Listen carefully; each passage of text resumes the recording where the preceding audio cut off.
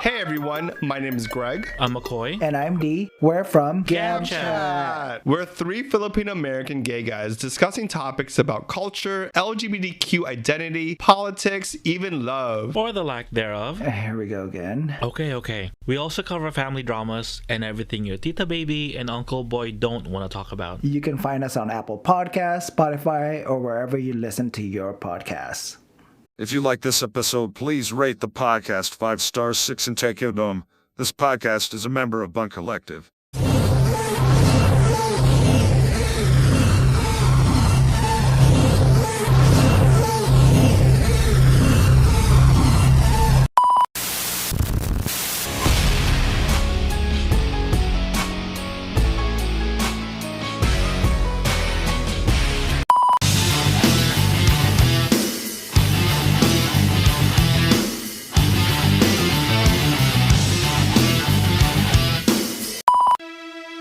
Welcome to your unfiltered Tagalog Wrestling Podcast.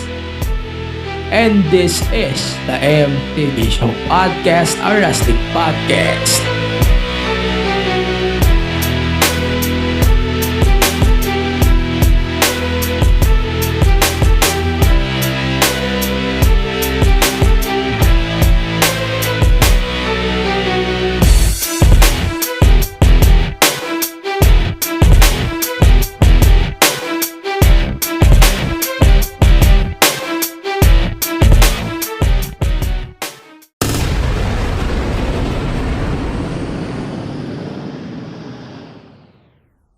Yo, yan, ayos din. It's Friday. You know what that means. Welcome to your unfiltered Tagalog Wrestling Podcast. This is the MTG Show Podcast, a wrestling podcast. Sensya na, di na masyado kaganda ang boses ko. Dayon, so for today's special episode of the podcast, sabi ko sa inyo, back to back to eh. Noong Wednesday, dinarap natin yung ating episode with JDL, Jake De Leon. Now, itadarap naman natin on today's episode of the podcast is one of our episodes na nirecord din prior to MWF Road to Fate. So, we got Nigel Suplex San Jose on today's episode of the podcast. But before that, we're going to do some obligatory plug. Siyempre, kailangan natin mag-plug dito para kasi din natin masama sa kalahati ng podcast. So, of course, please follow us on social media at the MD Show Pod. Then, don't forget to support and subscribe on our YouTube channel. Just search the MTG Show Pod. Then you can now donate and subscribe to support the podcast on ganknow.com/the MTG Show Pod. As low as $1 a month, you can access to our subscriber-only content. Plus, you can join our discussions and more to come really, really soon. For more podcasts, visit thebunkph.com. You can support the collective on Facebook and the rest of the social media platforms at The Bunk PH. This podcast is available on Spotify, Apple Podcast, Google Podcast, and the rest of the podcast platform. Syempre, malapit na rin yung parating na Lazada 99 sale. Please support the podcast sa Lazada, Shopee din. Ganun din, may sale na rin. Please check our link TRs on the description, linktr.ee/the MTG Show Podcast o kaya yung mga links dyan sa description ng episode, description ng video natin, audio, andun na lahat. May social media of course at AG Penera, and please support our local scene. Malapit na yung WOO. Meron din event comeback ang World Underground Wrestling Philippines. Meron din syempre sa Gang sa MWF. Start sa September 11, we're going to have Road to Fate. And of course, visit their website manilawrestling.com and yung kanilang ganknow.com/Manila Wrestling Fed. So ayun, di na ako magpapatagal and we got our episode of the podcast with Nigel Suplex San Jose only on the MTG Show Podcast, a wrestling podcast. Let's do this. Let's go.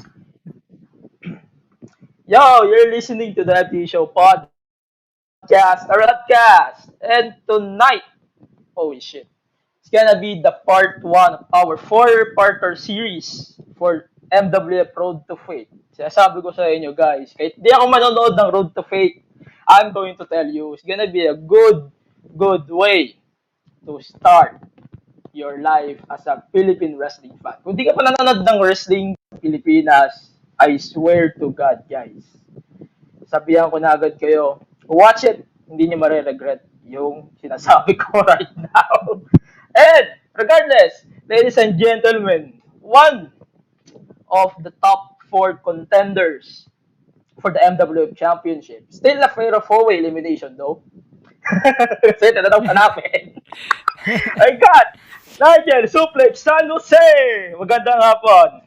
What's up? What's up? Thank you for having Kumusta? me, Angelo. And yun, salamat. And yun, hello sa lahat ng sa lahat ng viewers, audience, kapafeds ng MTG Show Podcast.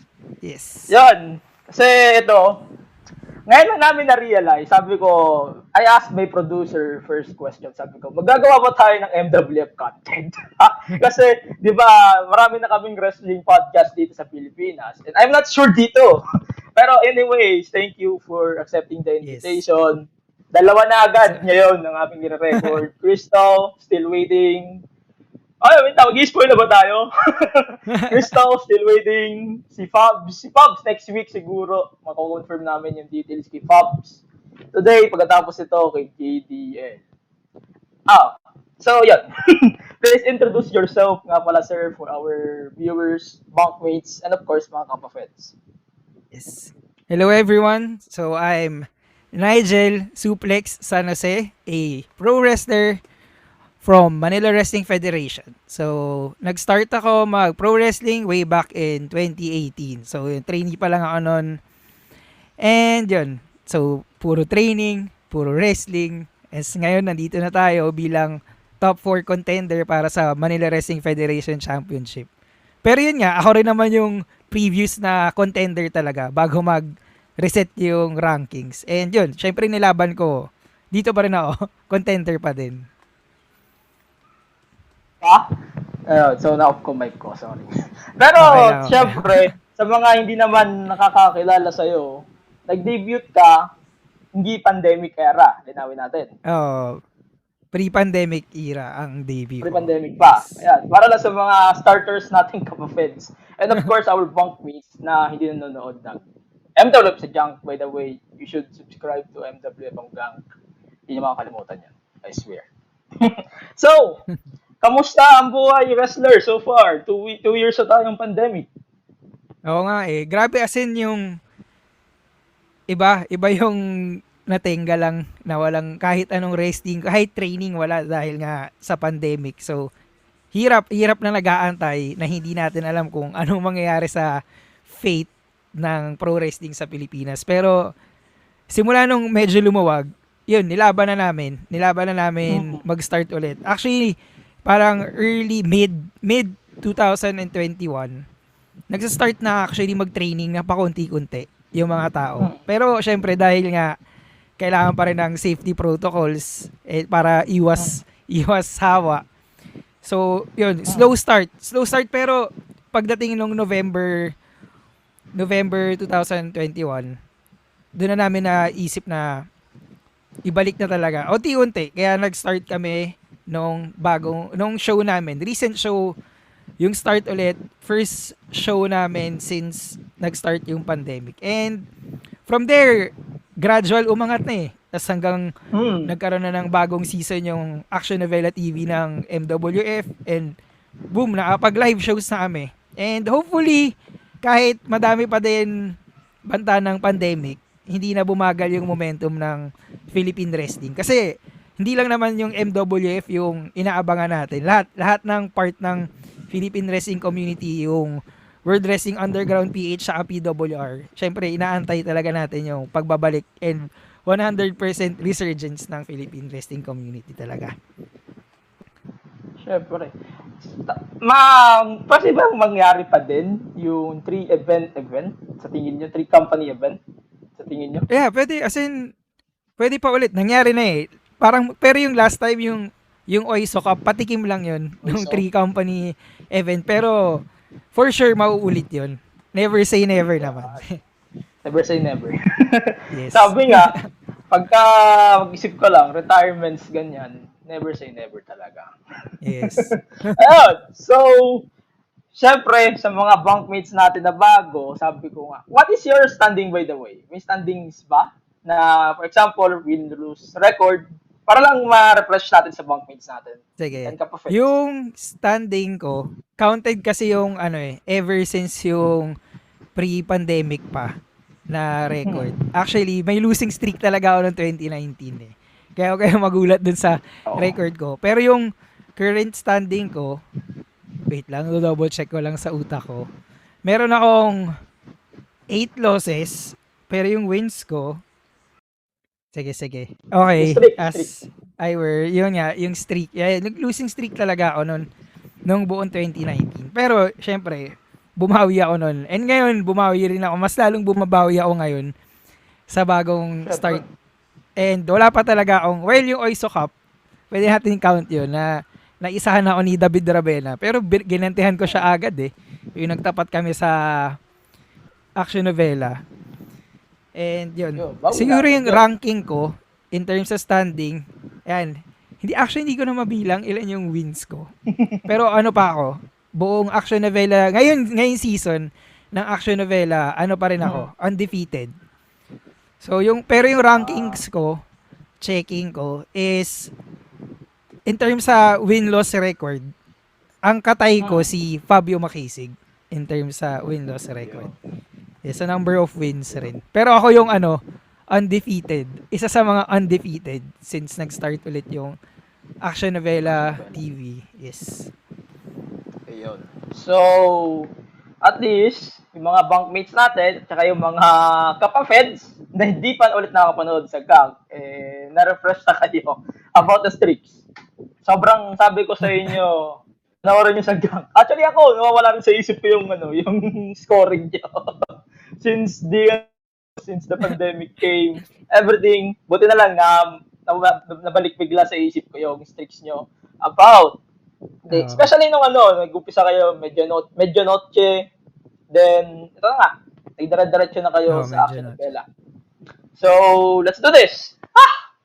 At least, ito na yan, wala na yan. So, ito, first question, sir. Bakit ikaw dapat yung maging MW? Let's go. Ako, siguro ang same mindset ko dito, si Fabio Maisig, kasi iniisip namin parehas. Yung pag nanalo kami, yung panalo para sa Philippine Wrestling Community talaga. Pero ako kasi, hindi lang yung iniisip ko, ako naman, iniisip ko lahat. Kasi ang panalo ko, panalo natin lahat. Hindi ako katulad ni JDL, i-gatekeep niya. Saan niya lang, parang, syempre, makasarili. Yung pro wrestling, kung ano yung vision niya, yun dapat yung masunod. Syempre si Crystal, diva yan. So, unang iisipin niya talaga sarili niya. Ako hindi. Pag ako nanalo, magsaserve yan as opportunity na mas mapa-level up ko pa yung Philippine Wrestling Community. Kaya feeling ko, dapat ako yung manalo kasi lahat makakapag-benefit doon ng malupit. Kada linggo magde-depend ka, no? Game lang.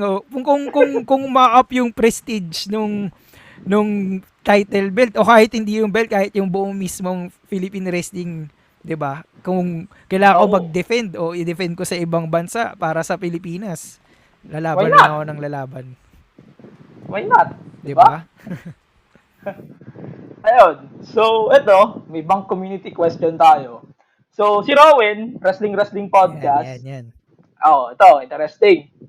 Kung sakaling hindi ikaw ang magiging MWF champion, sino sa mga kalaban mo na dapat magdala ng responsibility for the belt? Ayun, ako katulad ng sabi ko, kahit hindi kami eye to eye talaga ni Fabio Maisig in terms sa prinsipyo sa values namin. Para sa akin, kung di ako mananalo, kung may eliminate ako bigla, gusto ko siya yung manalo. maliban sa akin kasi maliban sa laking MWF original, syempre dapat yung maging champion, taga MWF talaga, hindi yung mga galing sa iba, yung mga asali lang and all. In terms sa ano rin vision, andyan eh. So Fabio Maisig, para sa akin, yung deserve rin manalo.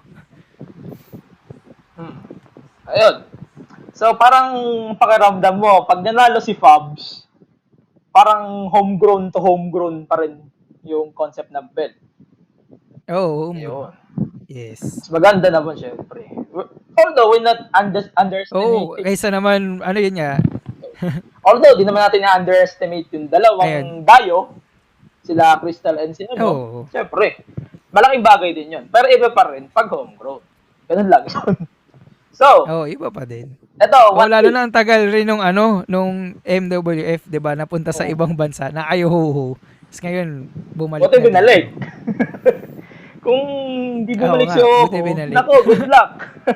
Ito, speaking of Oholod. Medyo kaguluhan. Speaking of Oholod, kailan mo gustong ibigay kay Oholod yung Tyro shot just in case na bumalik siya? Anong specific date kung anong gusto mo just in case? Specific date? Actually, what if lang? gusto ko naman sabihin kahit kailan talaga dahil ready ako. Pero kung what if, sige, maging realistic tayo dahil baka syempre hindi ko ina-underestimate si Hoho. Si Hoho 'yan eh. Oo. Mas intense pa yan kaysa sa amin lahat. Si Oho yan eh. Basta ako pag si Hoho bumalik dito, papalag talaga ako agad. Sabihin natin, feeling ko naman dadating yan after. Hindi yan dadating sa Road to Fate kagad, di naman yan game siguro. Feeling ko kahit ganyan si Hoho, kahit madaming underhanded tactics yan, lalaban pa rin yan syempre ng tama. Hindi naman patas, pero ng tama. So feeling ko baka October yan. After Road to Fate, feeling ko magbabalak na yan. Syempre magpaplano yan, kailangan niya maging ready kasi feeling ko hindi rin niya ina-underestimate yung mga pwedeng maging champion. Si Robin Sin kasi basang-basa niya na eh, kaya wala na siyang problema din. Pero ibang usapan pag makakatapat ni Hoho si Fabio, si Nigel San Jose, si JDL o si Crystal, di ba? Medyo feeling ko magre-ready rin yan. I-summarize mo na lang yung sagot ko kanina. Stable eh. Ay, sige. Sa'yo. Ay, anyway, sige, yun na lang. Saan part yung question. para edit na lang. Sige. Ay, yung buong question. Sige, sagot na lang. Feeling ko pag babalik sagot na lang. Okay. Ayun, feeling ko magpaplano pa yan si Hoho eh. Kasi gusto niya maging ready. Kahit madaming underhanded tactics yan, gusto niya maging ready. Kaya aantayin niya muna yan. Papatapusin niya yung Road to Fate. Tapos titignan niya. Siyempre, titignan niya. Threat kasi Nigel San Jose o si Fabio Maisig o si JDL o si Crystal sa kanya. Si Robin Sin kasi basang-basa na, ilang beses sila naglaban kaya wala na sa kanya yun. Pero syempre ito bago eh, bagong threat para sa kanya. Feeling ko dadating yan October onwards. Kaya the moment na dumating siya dito, October man o ano man araw, game lang. Welcome, pero tara game. Bigay na agad yung championship kasi meron naman siyang right para i-challenge yung belt ulit kung sino man yung interim champion. Kaya go lang talaga. Ayun. So, speaking of Robin Sane, aka the guy who was defeated, spoiler. The guy who was defeated by Fabs. Eto, what if reset ng MWF yung history ng belt? So, wala si Robin Sane sa equation. Aside from U4, sino yung dapat maging champion ulit? MWF champion. Para sa akin, yung worthy maging champion ngayon, lalo na pinakita niya talagang meron siyang right maging champion, si Kylie Season. Kasi, grabe, napanalo niya yung Oiso Up eh. 'Di ba? Kasi ang dami niya na, napatunayan niya na yung kakayahan niya. Syempre magka-vibe sila ni Fabio Maisig, iniisip rin niya. Kahit iniisip niya madalas sarili niya na alam niyang magaling siya. Well, magaling naman talaga siya. Iniisip rin niya yung buong Philippine Wrestling Community. Syempre, utak niyan, hustle, tas Manila Wrestling Federation. Kaya, maliban sa amin 4, si Kylie Season yung nararapat rin maging champion. At saka syempre, si... Feeling ko talaga, Tsaka step up talaga yan.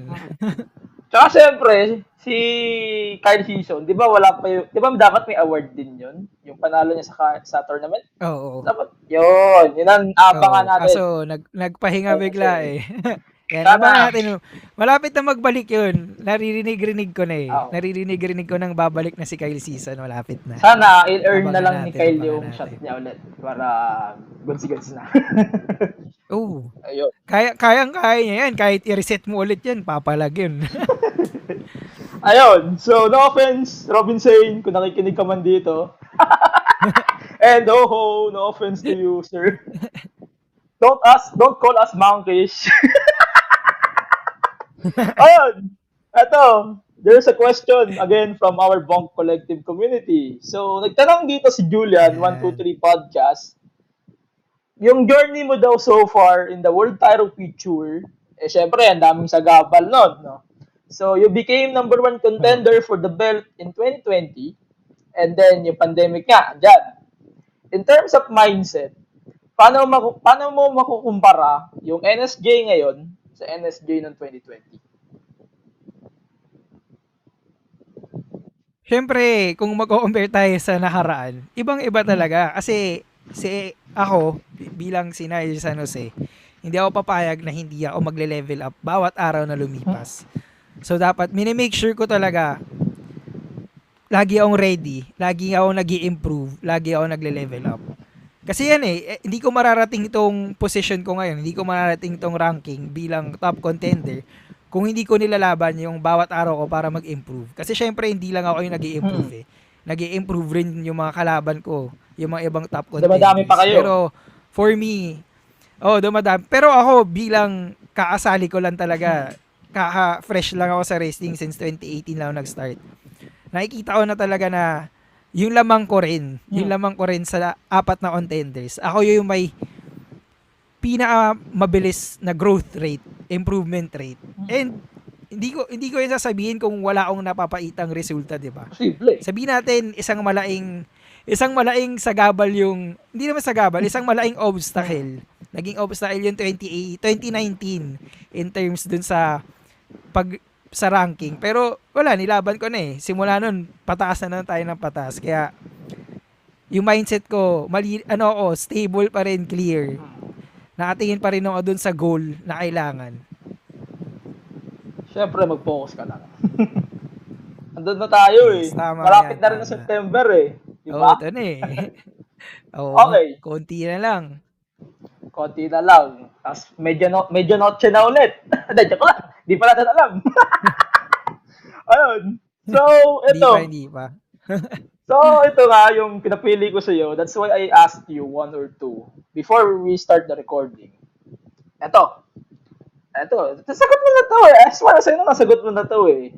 Kung ikaw yung mananalo sa pero Road to sige, Fame, sino yung unang gusto mong makalaban for the belt? Aside sa 4.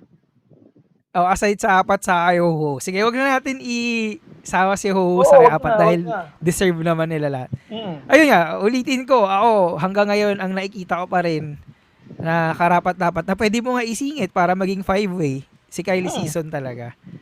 Yung karapat-dapat na pwedeng manalo. Kasi yung iba, medyo alanganin pa ako kay Jomar Liwanag. Baka kasi gamitin niya yung belt para sa bahay ng Liwanag. Syempre, lugi naman yung MWF. No? Okay, baka lasunin Syempre, ka. naka-priority yan sa Oo, di ba? Baka mas dumami yung mga yumakap sa bahay ng Liwanag. Oo. Syempre Delix. Pero I mean, hindi ko de-deny na magaling si Jomar. Pero syempre iba pa din yung makahawak ng belt, yung magagamit talaga yung responsibilidad. Magagawa talaga yung responsibilidad bilang isang champion sa Pilipinas, 'di ba? Kaya Kyle Season talaga. Kyle Season yung Ayun. gusto kong bigyan ng chance. Kasi deserve niya yan. Ayun. So, ito, mas importante to. Gaano ba kahalaga ang Road to Fate 2022 in terms, not only in wrestling, kundi sa Philippine wrestling in general? Ito talaga grabe. Parang, sabihin natin, ito yung biggest sa local. Huwag na natin sama yung iba kasi 'di ba may mga ibang big event Oo. naman. Kaso yung highlight mo doon, mga dayuhan. Pero ito kasi for me ito yung biggest talaga. Dahil maliban sa post-pandemic, hindi naman post ito yung post, yung ito na yung nakapag-adapt na tayo sa pandemic. So ito na yung first time na magkakaroon ng champion ulit. Kasi ang tagal na nawala nung MWF Championship na nasa Hong Kong lang, dinala pa ni Ho sa iba-ibang parte ng mundo. Pero yun, dahil bumalik na dito, magkakaroon na tayo ng legit na Filipino na champion. And yan na yun eh. Once, kung sino man manalo, ito na yung start talaga nung totoong uprising ng Philippine Wrestling, di ba? Kasi meron na tayong champion eh. Magkakaroon na ng goal lahat ng tao. Kasi dati wala eh. Wala yung belt lahat. Nga lang, inaantay Ho bumalik. Pero ngayon, hindi eh. Makikita na natin. Ito na, beyond reach na yung champion eh. So lahat may goal na. Lahat may target na. And for sure, after nitong Road to Fate, kung sino man yung maging champion, grabe, mag-iiba talaga yung landscape ng Philippine Wrestling. Hindi lang sa MWF, pero buong Philippine Wrestling. Kasi kahit sino pwede mag-challenge eh. Katulad nga ng sinabi ni Commissioner Sanigo before, lahat welcome sumali, lahat welcome maipaglaban sa Manila Wrestling Federation. Kahit saan wrestling promotion ka pa galing, welcome lang. Kaya, grabe, kung may belt na, may target na, syempre lahat mag-iinit. Hindi lang yung mga taga MWF for sure. Lahat yan. Sure naman yan. Ito, what if lang? Aside sa MWF Championship, ano yung gusto mong ma-introduce na belt sa MWF? In your own opinion. For me, dahil nagkakaroon na ng mga teams, ako katulad siguro nakita nyo recently yung bagong post ng Manila Wrestling Federation. Inintroduce nga yung pangalan ng grupo ko. Yung hawak si CJ Serafin, si Chelsea Marie, and pati si Blackshirt. Si Blackshirt, wala pang pangalan, di pa kasi lumalaban pa yan. Pero yun nga, pangalan ng grupo namin, yun nga, hindi pa, wala pa. Yung pangalan nung group namin is Barangay Baksaan. So aside sa Barangay Baksaan, andyan yung Hassel, andyan yung Bahay Liwanag, yung PWOGs andyan rin. Kaya feeling ko maganda na mag-introduce ng Tag Team Championship eh. Ito yung perfect time. Nagkaaroon na ng mga grupo-grupo eh. For sure yung mga taga World Wrestling Underground, pwede rin naman sila mga grupo. Tapos papalag rin yan para sa tag team o trio. Pwedeng tag team, pwede kagad trios championship kasi lahat naman may more than two rin yung iba. Maliban sa PWOG, pero naghahanap pa sila ng third member nila. Nakikita nyo naman lagi kung nanonood kayo sa gang. Yun. Parang feeling ko it's either tag team o trios. Yun na yun eh. Parang magandang set yun para mas mag-level up lalo yung tag team scene talaga. Yes. Ayun. So, ito. Next. Ito, pag-usapan na natin dito yung tatlong pang mga kalaban sa MWF Championship belt sa Road to Fate. Ito. Compare your three opponents sa pagkain. Let's start with, and mamaya tayo kay Pabs. Crystal muna. Crystal. Si Crystal, ano yan eh. Tawag ito. Pwede ko siyang mahalin tulad sa cocktail. Alam mo yung maganda yung presentation eh. Pero once mainom mo na at makita mo yung tunay na, yung matikman mo na yung mismong cocktail. Siyempre may trader yan kasi magugulat ka na, lasing ka na lang. Ganyan yun kasi kahit sobrang madiva si Crystal, syempre maganda yung presentation niya kasi gusto niya magpait ang tao. Pero the moment na makita niya yung opportunity para umangat, kahit i-backstab pa kayo or gamitin kayo, hindi siya magdadalawang isip gawin yan. Kaya feeling ko talaga si Crystal parang cocktail yan eh. Masarap tignan, masarap pagmasdan, pero once mainom mo na, doon na magsa-start ang tunay na lalason. Yan. Ayun. We're going to take our first commercial break. We're going to continue our interview with Nigel Suplex San Jose. And let's check our bunkmates here on Bunk Collective. Hey everyone, this is Mo Twister, and you're listening to the Kingdom Podcast with the voice DJ Yuki. That was the OG, Mo Twister, promoting this podcast. If you like Korean pop culture, or know someone who does, then get into it, and visit our Facebook, Twitter and Instagram pages at the Kingdom Pod PH. We're proud to tell you that this is one of the premier shows to go to for your weekly dose of K-pop. So drop everything and listen to the Kingdom Podcast. Available in all your podcast streaming platforms. Join us! Nag-uulat mula sa shore na kasing Pretty Ko. Bringing you the latest and greatest. And diving deep into the cool waters of BLs and GLs. And every kind of love there is. We are the Shippers. Sail with us as we watch our favorite queer love stories. And update you about the latest every week. Kaya tara, sakay na as we sail the open seas. With new episodes Mondays and Wednesdays on all major podcast streaming platforms. Sakay na you. Let's go. Si GDL.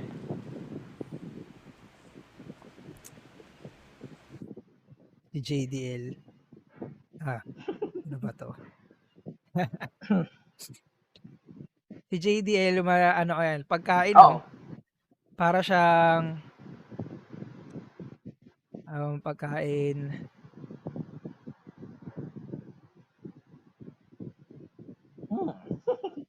Tawag dito. Para siyang, parang inumin na naman ng isip. Hindi, mas, si JDL, ano yan eh. Ano bang, ayan, si JDL, steak yan. Pero yung steak na, hindi well done, hindi rin medium. Yung medyo naluto. Kasi stubborn, ay, di ba? Parang yung steak, pag naluto yan, ang tigas eh. Matigas-tigas na. I mean, kahit masarap siya, pero parang, ang hirap kainin, ang hirap lunukin. Si JDL parang ganyan, sobrang stubborn yan. Kaya nga 'di ba? Para sa kanya dapat yung Philippine wrestling i-gatekeep. Ayaw niyang i-share sa iba dahil feeling niya hindi magagamit. Kaya para siyang steak eh. Alam mo yung sobrang dahil ang tagal niya nang naluluto, ang tagal niya na nasa wrestling industry sa Pilipinas. Ayaw niya nang i-share sa iba kasi feeling niya hindi naman hindi naman magagamit yung wrestling or parang hindi nila magbibigyan ng magandang image yung wrestling. Kaya sinasarili lang nila. So parang isang well done steak si JDL. Dahil nga sa tagal na yan. Kaya mahirap na stubborn na siya, matigas-tigas na. Kaya mahirap palagan. Huwag mo sabihin na matigas dahil ugod-ugod. Diba yun? Hindi naman. Matagal na siya eh. Matagal na siya sa wrestling. Alam niyo, mas madami na siyang experience sa akin. Kaya, yan na, age well. Sabihin ko rin alak, kaso mas maganda yung steak eh, dahil malakas-lakas eh. Okay. Si Fabs. Si Fabio, ano yan? Tawag dito. Alam mo yung ito yung jelly bean na iba-iba yung lasa. Hindi mo alam kung ano yung makukuha mo. Dahil for me sa akin, yung minsan kasi very spontaneous talaga si Fabio Maisig. Parang isa lang yung presentation niya, isa lang yung vision niya. Parang yung jelly bean, 'di ba? Hindi mo alam. Pag natikman mo, doon mo lang malalaman kung ano talaga yung kinain mo. And ganun rin yung personality ni Fabio. Parang nakadepende rin yan eh. Sa mood niya, nakadepende yan kung ano yung gusto niyang mangyari o ano yung nakikita niya. Kasi hindi yan magdadalawang isip na tulungan ka at hindi rin yan magdadalawang isip na kaya balik ka rin ka. Kaya palaban yan eh. Siyempre. O kaya tama, di ba? Kaya ganun yun eh. Kaya mahirap basahin si Fabio Maisig. Kasi dami. As in, ang dami niyang, pwede yan magbago yung ihip ng hangin kagad pag dumating siya. Game changer talaga, game changer. Pero, ito last. Ito, gusto ko i-compare mo rin to eh. Yan. Compare mo rin sa pagkain si Robin Sane. Yan, Robin Sane. Yan. Si Robin Sane. Yeah. Ano ba to? Ano ba yung... ito. Alam mo yung si Robin Sane parang... Ito yan, madali lang yan. Naisip ako agad. Si Robin Sane parang... Durian yan. Kasi 'di ba yung presentation sa Ayaw Amoy parang ang hirap kainin kasi ang baho. Parang yun na rin yung nangyari, parang minsan nauumay na tayo kay Robin Sane kasi lagi na lang siya na diyan. Tapos wala na naman nagbabago, parang ang dami pang drama ngayon. So parang yung pag nakikita natin sa amoy natin, parang ayaw natin i-consume. Ayaw natin i-consume. Pero alam naman natin na kung ano yung ginagawa niya for the best naman, pero hindi lang niya magawa na maayos. Kaya the moment na bigyan natin siya ng chance talaga, 'di ba? Andor yan, pag natikman mo masarap. So parang ganun din 'yun. Kailangan lang talaga ni Robin Sane ma-push para matikman siya, para makain yung durian. Kasi hanggang ngayon, dahil sa presentation na pinapakita niya, wala tuloy gustong mag-consume. Pero alam naman natin si Robin Sane noon, dinadala rin niya yung Philippine wrestling sa likod niya. Pero ngayon kasi, dami pang issue, naipag-away pa kay Rex Lavins, naipag-away pa kay kung kani-kanino sa mga nakaraan, kay Rex Lavin, kay Fabio. Lagi na yun lang. Puro drama lang. Pero tingnan natin, sana ma-rediscover niya yung sarili niya. Sumali siya sa Bahay ng Liwanag. Tiwala lang. Pwede din, malay mo. Yung pala yung totoong doon siya makakasali talaga, hindi sa PWOGs. Ayaw nga siya invite eh. Kanto Terror nga, nauna pang ma-invite si Kanto Terror sa akin eh. Diba? Si Katie. Kaya ang hirap yan ni Robinson eh. Robinson, hello. We love you. Diba? Okay. Pero magbago ka na. Okay. Next question. Bang collective question ulit. So, si Kyle Martin, K-Fib Cafe. Ito another what if na naman to. Kung magtatanggal ka daw ng isang opponent for the MWF Championship match, sino yon at bakit? At kung sino yung ipapalit mo? Aside kay syempre, kay Kyle. Iba naman. Kung papalit tayo. Hirap Hirap eh. Ay, hirap mag-alis. Madaling magdagdag, mahirap mag-alis eh. Kasi, mag-alis, di ba? Kasi syempre, pwede ko naman sabihin, alisin natin syempre, kung magpipili ako, i-rank na lang natin dahil gusto ko pure MWF nga dahil Manila Wrestling Federation. And go homegrown talaga. Kung pwede tayo mag-alis, it's either aalisin ko. Yan, hindi na lang ako magbibigay ng isang tao. Pero syempre, ang pwede ko alisin, si JDL o si Crystal. As ang ipapalit ko sa kanila, well, tawag dito. Ang pwede ko ipalit sa kanila, syempre, deserve rin ni Rex Lawin eh. Oo, ayun! Yo, syempre, Rex Lawin. Eh, kahit mahilig siyang mag-amok ngayon, kahit lahat inaaway niya, dahil nga, ang daming nangyayari. Pero feeling ko, deserve pa rin niya eh. Kasi pinaita rin naman niya. Maliban kay Kylie Season, o pwede si Rex Lawin, o sige, kahit naman ayoko siyang manalo, pero deserve rin ni kaso World Wrestling Underground eh. So parang, iniisip ko pure.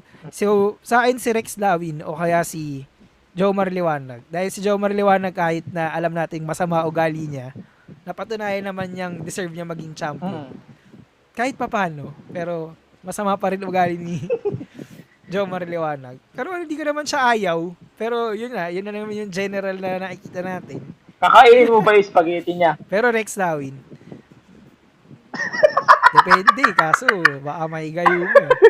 Baka magulat na lang kayo mamaya, hindi na suplex Liwanag Nigel Liwanag nako. Iwas muna tayo, Kailangan maging ready sa championship. Ano pang mangyari pag kumain ng spaghetti ngayon? But, so, last question for the Road to Fate thing. So, aside from, sabihin na lang natin kasi Wednesday or Thursday upload ko to. Ano yung dapat i-look forward pa na match for the Road to Fate? So far, sa cards. So far, higher stakes eh. Kasi kung titignan mo, maliban sa championship match namin, 2 match yan. Si Jomar Liwanag sa si Kenwa rin maglalaban yan. So kailangan natin abangan rin yung match na yan. Siyempre, 24/7 championship kahit kailan pwede yan makuha. Walang oras na pinipili. So lalo na ngayon may kasama na ulit si Jomar Liwanag. 'Di ba? So medyo si brother Benny sa si purple shirt. Kaya medyo mahirap. Pero yung isa pa, grabe to eh. David, si malalaman naman natin. Makikita nyo naman yung match card eh. Ay, Di ba? Di pa siya announce eh. basta makikita nyo ang pagbabalik ni... Hindi pa announce eh. Hindi pa announce. Kaya hirap Cut na natin. Una. Pero may isa pa. Dahil, sige, cut mo na lang to. Pero ito. Cut mo na lang to, pero sabihin ko na lang rin. Yung David Ravena versus Rex Lawin. Okay. Fair enough. Pero malalaman pa yan sa Wednesday. Next episode. Pwede naman. Pagka medyo pagpapalitin ko na lang alangan. episodes nyo. Pagpapalitin ko na lang at least, Pwede naman. para di na ako gana mag-edit. Pagpalitin ko na lang episodes yun ni GDN. Sige. Okay. Ito dapat unahin ko. Oo. Kaso, may spoiler na tayo. Friday na natin to. Okay. Next. Sige. Ito, medyo pakalma muna tayo. Ito, tatanong ko to kay Fabs, kay Crystal at saka kay GDN. Ano yung mas masakit? Mabaksakan ng bato sa paa o matalsikan ng mantika sa mata? Mainit na mantika.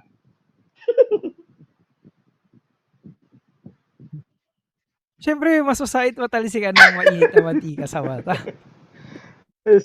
Walang muscle yan, diretso init eh. At least pag nabaksaan tayo ng bato sa paa, galos lang.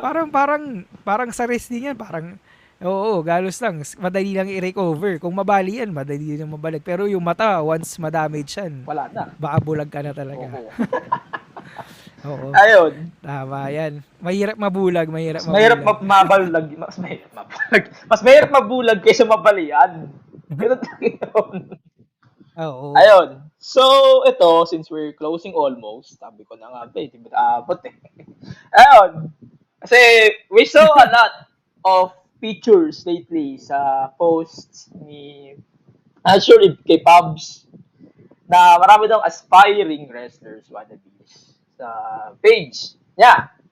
So, ito yung tanong ko.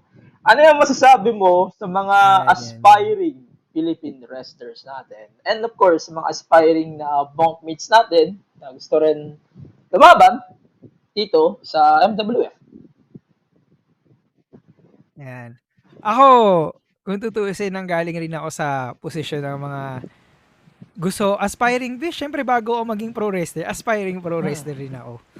And, yun nga, hindi naman, nagsimula talaga ako, wala akong kahit anong pro wrestling background. Pero athletic ako eh. So, as fan na talaga ako ng wrestling ever since bata ako. Kaya, the moment na nakita kong may chance, kinuha ko. Pero hindi pwedeng parang na-feel mo lang, tatalon ka agad. Madaming preparation yan. Bago ako maging pro wrestler, athletic na kasi ako. Madami na akong iba-ibang klaseng training na naranasan. Kasi maliban sa, yun nga, may sports background ako, pero yung mas latest, dahil nga may training rin ako sa breakdance, 'di ba? Ibang level rin ng athletic ability 'yon kasi hinahagis ko rin yung sarili ko sa sahig eh. Syempre madami ring mga handstand, tumbling, ikot-ikot diyan. Parang nagre-wrestling rin ako. Kaya may edge ako sa wrestling. Kaya feeling ko, hindi naman sa feeling ko, pero ito talaga, kung gusto niyo maging pro wrestler, magsimula na kayo mag-training ngayon. I-train nyo, improve nyo muna yung sarili nyo. Para once magkaroon ng opportunity na magpa-try out ulit yung MWF, di ba? At least ready na yung katawan nyo. Parang wrestling na lang yung kailangan nyo isipin. Hindi nyo na kailangan isipin maging fit dahil fit na kayo. Pero yun nga, hindi natatapos ang training. Ang training, everyday yan. Hindi naman everyday, pero hindi nga. Walang katapusan ng training. Kaya kailangan push natin na mag-improve lang tayo palagi. Ayun, hindi ko mararating yun kung hindi ako nagpupush lagi. Lagi ako nagpupush, mag-training, i-improve yung sarili ko. Kaya yun, nandito ako ngayon. Kaya yun lang yun talaga. Yun yung best advice ko is work on yourselves para makita namin na karapat-dapat kayo maging pro wrestler. Hindi lang yan sa MWF, pero sa lahat yan. Yun talaga. Kasi hindi naman sila, yung mga sikat na wrestlers naman yan, hindi yan dahil di naman silang pinanganak na malakas kagad. Pinaghirapan nila yan. So, kailangan push lang tayo palagi. Yan. Ayun. So, syempre, tsaka wag lalaki ulo. Oo, tama yan. Kung lalaki, galingan nyo pa rin. yung iba, karapat-dapat maging malaki ulo dahil magaling eh. Yan, katulad nila JDL. Si Fabio rin, syempre mahangin yan, pero meron silang skills to back it up. Di pwede yung magyayabang ka tas wala ka naman palang mapaitan. Baka nagugas ka lang Sayang ng puwet sa inyo, tas gusto mo na agad maglaki ng ulo. Di ba na yun? Yung ugaling ganyan, mahirap. Wag ganun. Di ba? Ayun. So, syempre, Walang ang ganun. hirap. Pagka, ayun, wala ka pang napapangarap sa buhay mo, tapos gusto mo na agad, pataas ka, and lalo na wrestling, syempre, gusto mo agad, main event ka, o champion ka agad. No way. Oo. No way. Hindi mo Huwag mo na. nang magbataas. Pinaghihirapan yan. Ito, balik tayo. Medyo tayo, kailangan mo natin mag-chill ulit. Kasi, ito, ano yung, ito sa'yo talaga to eh, hindi kay Pabs eh. Ano yung weirdest food stuff na natikman mo? Weirdest food stuff. Actually, weird siya dahil hindi mo siya talagang nakikita anywhere. Pero kasi nung dati may nag-alok sa akin, galing Pangasinan to eh. Prinito na beetle sa lagubang, prinito na sa lagubang o beetle yan. Syempre, yung pag nakita mo parang weird, parang ano kaya to. Pero kasi pag dating sa ganyan, game lang ako kumain ng kung ano-anong weird na pagkain. Pero hindi naman to dapat weird dahil hindi lang siya, sa kanila normal, sa atin weird kasi sa aba makita insekto yung akain. Pero masarap. Ang mako-compare ko yung lasa niya sa chicharon bulaklak. Yun yung lasa nung prinito na beetle. Lasang chicharon bulaklak. Saka protina rin yan. Protein yan. Daming protein ang insekto. Kaya nga, di ba, may ano rin, supplement na gawa sa sa cricket naman. Kaya, feeling ko, masarap naman. Masarap naman. Yung sa mga alala ko tuloy, yung tawag dito. Almost naalala ko din sinabi mo. That's, binabad sa crispy fry, something like that. Tapos, sarap. So, ayoko na ulitin. Ayoko na ulitin. Pang minsan lang. Ito, last, before we go, almost, kasi matapos na tayo. Ito, final question. Final message for our Cup of Heads, and of course, our bunkmates, for the upcoming Road to Fate, and of course, to your opponents. Siyempre, address muna natin yung pinaka-importanting mga tao ay yung Cup of Heads, sa yung bunkmates. Yun. Salamat sa pagsuporta sa wrestling, sa pro wrestling in general. Salamat sa pagsuporta sa Philippine wrestling. And grabe, syempre lagi naman sinasabi ng mga namin yan na kung wala kayo, syempre wala rin kami. Dahil yung energy na pinapakita namin, hindi talaga para sa amin, para sa inyo talaga. Kaya salamat sa pagsuporta. And yun, syempre ma-appreciate namin yung pag-support. Keep supporting pa din. Mapalaki natin to. Sabay-sabay tayong lalaki. Hindi lang naman kami yung lumalaki. Once mag-improve kami, syempre magbe-benefit rin kayo. So, kailangan sama-sama tayong iangat yung Philippine wrestling.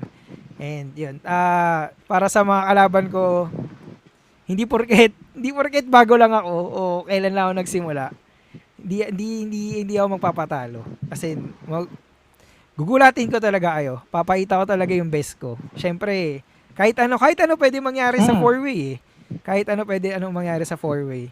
Pero sinasabi ko talaga, gugulatin ko kayo, papakita ko talaga sa inyo bakit ako yung karapat-dapat maging Manila Wrestling Federation champion. Yan! Woo! Cut! So, firstly, we want to thank you for accepting the invitation on this week's episode of the podcast, special episode of the podcast. Siyempre, sabi ko, hindi ko makakompleto to. Wala si Fabs, si Nigel, siyempre, si Crystal. Shun, kung mag-response sa akin, kasi hindi pa siya nagre-response ulit.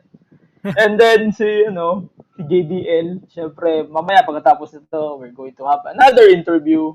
Kaya good luck sa akin. Anyways, final plugs for our Cup of Heads. Okay. And yun, katulad nga nung lagi nyo nakikita na pinapost namin, to keep on supporting Manila Wrestling Federation, you can check out manilawrestling.com. So makikita nyo na yung links namin doon to our social media pages sa Facebook, YouTube, Instagram, Twitter, and TikTok. And makikita nyo na rin yung show schedule namin doon. So, kung may live show kami, makikita nyo agad sa homepage pag umunta kayo sa Manila Wrestling Federation, manilawrestling.com. And, syempre, para sa mas madami pang wrestling content, subscribe na kayo sa Gank. So, makikita nyo yung MWF sa Gank, Manila Wrestling Fed sa Gank now. So, subscribe kayo, makikita nyo dun yung Action Novela TV. Nagre-release kami weekly ng release doon. So, yung mga episodes namin, since yung start na namin noong May, nandun lahat, makikita nyo. And pati yung mga live shows namin, kung mamimiss nyo yung live show, yan, katulad ni Angelo. Sayo niya, hindi siya makanood ng live, pero support pa rin yan kasi naka-subscribe yan sa Gank. So, hindi yan makakamiss. Kahit wala siya sa live, mapapanood pa rin niya yung sobrang saya na Road to Fate. Kasi ako, grabe, excited na ako sa Road to Fate. And yun. So, dahil yan, Road to Fate, September 11, sa PETA Theater, at 5 p.m. siya. So, you can get your ticket sa Ticket to Me. Yan yung poster, Ticket to Me. So, makikita nyo rin siya pag pumunta kayo sa website namin. Andun rin, actually sa social media pages, lagi namin nililink yung Ticket to Me kung para makabili kayo ng ticket para sa Road to Fate. And yun. Sana makita ko kayo doon. Kung hindi, sana mag-subscribe kayo sa Gank, parang si Angelo. Tama yan. Yun lang. Salamat. So, yun lang. Sana mag-subscribe kayo sa Gank, ganknow.com/Manila Wrestling Fed. Yes. And of course, to my Gank, syempre, please mag-subscribe din kayo, ganknow.com. Yeah. Subscribe rin kayo dyan, MTG. Ito, syempre, ayun. Pareho tayo verified sa, syempre. Sabihin lang natin, verified din ng show sa Gank. So, woo! Yeah. On behalf of my producer dito sa podcast, DJ Yuki of the Kingdom Podcast, and behalf as well of Nigel San Jose, this is the MT Show Podcast, episode number 123. I'm not sure. We're out. Bye-bye. Dami na. Oh, shoot. Ikaw ba ay nalulungkot, nalulumbay, at may only wifi? Oh my goodness! We got you a siomay! Ano daw? Welcome to Siligang sa Gabi na podcast, kung saan pag-uusapan natin ang iba't ibang trending topics. Topic! Anything not under the sun, but under the moon. O, diba? Makisabaw with our new episodes every Wednesday. So follow us here on Spotify and listen to us for free. And this is Siligang sa Gabi, now streaming! Ayun, so that's it for our episode with Nigel Suplex San Jose. I want to thank him. I want to thank MWF for everything, support dito sa podcast episode na ito. So, syempre, supportahan nyo din ng MWF. You can support them on social media, Manila Wrestling Federation. And sa Gank, syempre, ganknow.com/Manila Wrestling Fed o kaya sa kanilang website, manilawrestling.com. Ayun, malapit na rin ang Road to Fate. September 11 at the PETA Theater. Tickets still available on tickettome.net. And yung kanilang main event for the MWF Road to Fate. Yung ating kasama kanina na si Nigel Suplex San Jose. Kasama rin dito si Jake De Leon, si Cristo, and si Fabio Makisig in a fatal four-way elimination match for the MWF Championship. Malapit na rin magbalik ang World Underground Wrestling. Sa October yan, please support our local scene as soon as possible.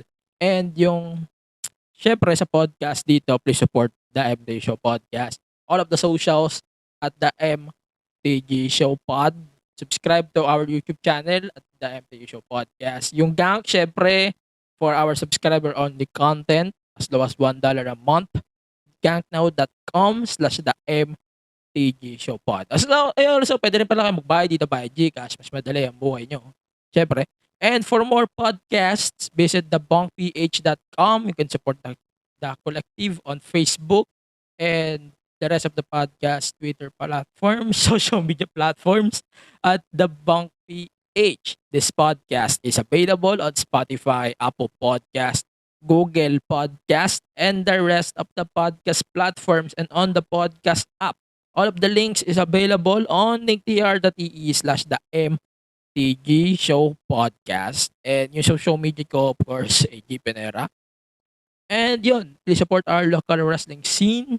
Kung gusto nyo mabuhay, kaya sabi ni JTL, support kayo. Kung may gusto nyo ng wrestling, syempre, supportahan nyo sila. That's it. Ayun. So, thank you kay JDL, kay Nigel Suplex San Jose, Chris Towden, syempre. And Fabi Makisig. Fabi Makisig probably mag-appear yan here on the podcast next week. Tignan natin. May hopes pa ako. So, yun. So, that's it for our episode of the podcast. Stay safe, stay reso, and behalf of our producer, DJ Yuki of the Kingdom Podcast. Ayun. So, this is Stampede Show Podcast in cooperation with Bang Collective. See ya on the next episode of the podcast. We're out. Bye-bye.